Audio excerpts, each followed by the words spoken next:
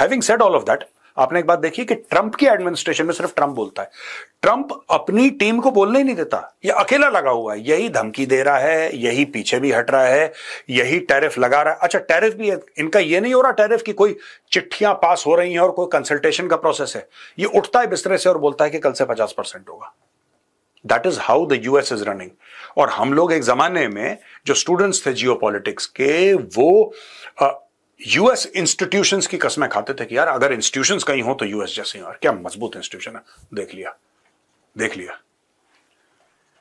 Trump described the call with European leaders and Zelensky a very friendly and rated it a 10 out of 10. However, he declined to answer questions about whether he had demanded that Putin meets the US president in Zelensky's presence. During the call, Zelensky told leaders that Putin is bluffing about both Russia's military capabilities and the impact of Western sanctions. He warned that Putin is trying to apply pressure on all sectors of the Ukrainian front in an attempt to show that Russia is capable of occupying all of Ukraine. ठीक है, ये भी बात ठीक है Zelensky की, लेकिन fact of the matter is दोस्तों कि दोनों के दोनों लगे हुए हैं। पुतिन ने अपने जो हमले थे वो और तेज कर दिए हैं, और आप मान के चलिए कि अगले 24 घंटे में आपको खबर मिलेगी कि और हमले तेज हो गए हैं। और यहां पे ट्रंप की तरफ से रेटरिक, क्योंकि ट्रंप बोल सकता है, पुतिन कर सकता है, तो जो जो कर सकता है वो कर रहा है। और ये फिर से रिपीट करा, Putin is bluffing, sanctions hurting Russian military economy, Zelensky का कहना है। लेकिन उससे फर्क क्या पड़ता है यार, चलो ज़ेलेंस्की सही कह रहा है, मैं ये कह रहा हूं कि ज़ेलेंस्की बिल्कुल सही कह रहा है कि जो सैंक्शंस हैं उससे रूस की बिल्कुल रातों की नींदें हराम हो गई हैं और रूस को बड़ा रूस सफर कर रहा है। How does it matter? मुझे यही समझ में नहीं आ रहा, हाउ डज इट मैटर? क्या रशिया ने बोला है कि हम बड़े परेशान हैं और कुछ ढील दीजिए? दूसरे बंदे को कितनी भी चोट लगी हो, वो कितना भी अनकंफर्टेबल हो, उसके माथे से कितना भी खून बह रहा हो, लेकिन अगर वो लड़ाई लड़ रहा है तो लड़ाई लड़ रहा है, वो तो रहम की भीख नहीं मांग रहा ना। तो ये जो ज़ेलेंस्की कह रहा है कि नहीं इनकी इकोनॉमी, जो मिलिट्री इकोनॉमी है, वॉर इकोनॉमी है, उनकी बहुत हिल चुकी, उससे क्या फर्क पड़ रहा है? Russia is in the fight, Russia is fighting, Russia will continue to fight. ठीक है जी। यहां पे दोस्तों द गार्डियन की यह खबर है कि Ukraine war briefing, Germany to fund 500 million in arms for Kyiv as Zelensky says Putin bluffing about peace। अब ये देखे ना, ये सारे के सारे लोग जर्मनी हैं, ये सारे लोग इकट्ठा हो रहे हैं और जेलेंस्की को पैसा दे रहे हैं इस उम्मीद में। मैं आपको बता रहा हूं पैसा क्यों दे रहे हैं, पहले आप इसका कॉन्सेप्ट समझिए दोस्तों। ये पैसा इसलिए दे रहे हैं, सिंपल सी बात है, इनको ऐसा लगता है, these guys they feel that अगर ये जेलेंस्की को पैसा देंगे तो जेलेंस्की इनकी लड़ाई लड़ेगा। यूरोपियन कंट्रीज के पास पैसा है, ये अमीर देश हैं, most of them, at least in western and northern Europe, these are first world countries, इनकी तगड़ी इकोनॉमीज हैं, राइट? इनको चाहिए क्या? ये ट्रीट कर रहे हैं जेलेंस्की को जैसे एक वॉचमैन होता है कि तुम घर के बाहर खड़े रहो, हम लोग महफूज हैं, हम तुम्हारी तनख्वाह देते रहेंगे।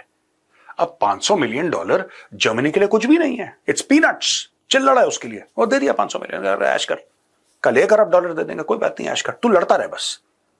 आपने एक बात देखी, इस लड़ाई को 3 साल हो गए दोस्तों। मैं आपसे एक सवाल पूछता हूं, आप जो हमारे सब्सक्राइबर हैं, जो अब ये देख रहे हैं ये वीडियो, कभी किसी यूरोपियन कंट्री ने यह बोला कि ज़ेलेंस्की तुम चिंता मत करो, पैसे और हथियार तो हम दे ही रहे हैं, हम अपने बंदे भेज रहे हैं, हम अपने फौजी भेज रहे हैं जो तुम्हारे साथ कंधा से कंधा मिला के पुतिन की फौजों के खिलाफ लड़ेंगे, तुम्हारे साथ कंधे से कंधा मिला के पुतिन की फौजों के खिलाफ लड़ेंगे? किसी एक ने बोला? एक बार भी? या जर्मनी ने बोला हो, या यूके ने बोला हो, या फ्रांस ने, किसी ने भी बोला?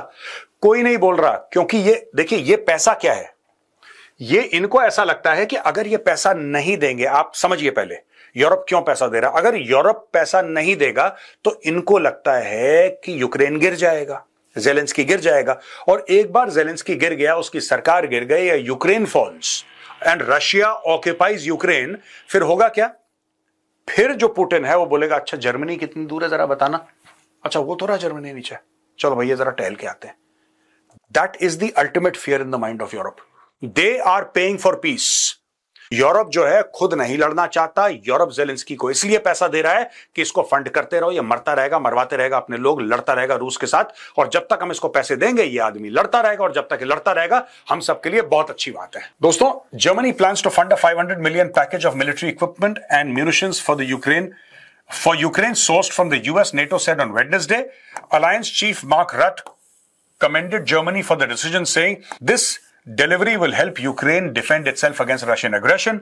Germany's foreign and defense minister said that the support was focused on equipment such as critical air defense capabilities against Russian airstrikes that were killing more and more civilians throughout Ukraine. The Netherlands and Sweden have also pledged major contributions. आपने एक बात note करी इस पूरे scam में दोस्तों, और अब आप बोलेंगे साहब अग्रेसर तो रशिया है, आप इसको स्कैम कैसे बोल सकते हैं मेजर साहब? मैं ऐसे बोल सकता हूं, ये दे क्या रहे हैं इनको, ये देखिए साहब, क्रिटिकल एयर डिफेंस कैपेबिलिटीज। ये मैं दोबारा इधर कर देता हूं कि आप क्लियर हो जाएं। क्रिटिकल एयर डिफेंस कैपेबिलिटीज, दोस्तों ये एयर डिफेंस कैपेबिलिटीज होती क्या है? ये एयर डिफेंस कैपेबिलिटीज ऐसी हैं जैसे हमारे पास आकाश है या S-400 है, कि यानी कि दुश्मन अगर हमला करे उससे अपने आप को बचाना, ये इतना ही दे रहे हैं। ये पैसा कैसे, देखिए जर्मनी 500 मिलियन देगा अमेरिका को, इसमें गेम क्या है?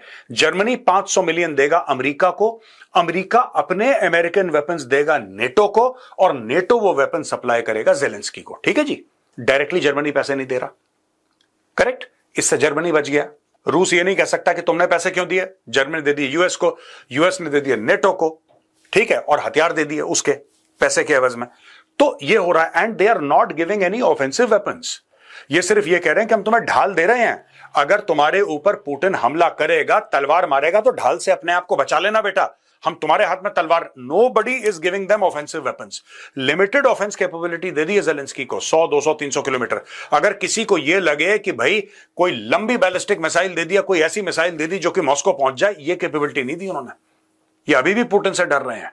दे आर ओनली गिविंग $500 मिलियन के क्रिटिकल एयर डिफेंस कैपेबिलिटीज, कि अपने आप को डिफेंड कर लो। पुतिन ड्रोन भेजे तो अपने आप को बचा लो, मिसाइल मारे तो बचा लो। तुम पुतिन पे हमला नहीं कर सकते, वो तुम्हें ठोक सकता है। ये हाल है डरपोकों का, जिस तरीके से फंड कर रहे हैं। अरे भाई, अगर तुम इतना कहते हो कि साहब हम ये दे रहे, तो उनको फिर ढंग की मिसाइल दो कि जी हमने ये आपको मिसाइल दी है, इस मिसाइल की मारक क्षमता 3000 किलोमीटर है, you can hit at the heart of Russia. ये बोलो ना, खुल के आओ फिर सामने। ये नहीं करना है इनको। Keir Starmer is to welcome Zelensky to London on Thursday, the British Prime Minister's office has said. On Wednesday, the Prime Minister said there was now a viable chance for a Ukraine ceasefire, and the Ukraine's military backers, the so-called coalition of the willing, had drawn up workable military plans in case of a ceasefire, but were also ready to add pressure on Russia through sanctions. ये देखो ना, सब लोग sanction की बात कर रहे हैं, हम सैंक्शन लगा देंगे, हम सैंक्शन लगा देंगे, सैंक्शन लगा देंगे। अरे भाई सुनो, अगर कोई बंदा आपको तलवार से मारने वाला हो, ठीक है, आ रहा हो गुस्से में कि मैं आपको तलवार से, आप कहेंगे देख अगर तूने तलवार से मारा मैं तेरी पेमेंट नहीं करूंगा। ये क्या लॉजिक है? यही लॉजिक दोस्तों ये लोग दे रहे हैं। ये कह रहे हैं कि हम लड़ेंगे लेकिन सैंक्शन से। कोई अपने फौजी यूक्रेन के अंदर नहीं डाल रहा कि चलो तुम रशिया के साथ लड़ो। Nobody is willing to do. एक बंदा डालने को कोई राजी नहीं है।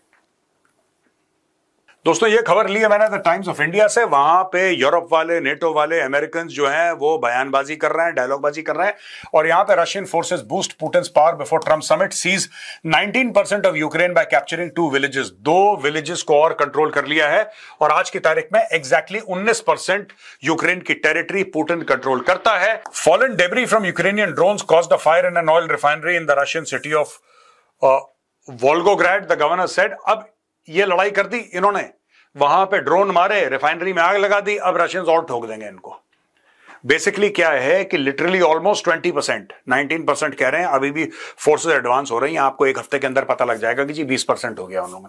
भाइयों ने 20% टेरिटरी घेर ली है, यूक्रेन की टेरिटरी घेर ली, और अब जाके पुतिन नेगोशिएट करेगा। तो कल का हमें पता लगेगा कि कल करते क्या, इनकी बातचीत क्या होती है आपस में, ये कल पता लगेगा दोस्तों।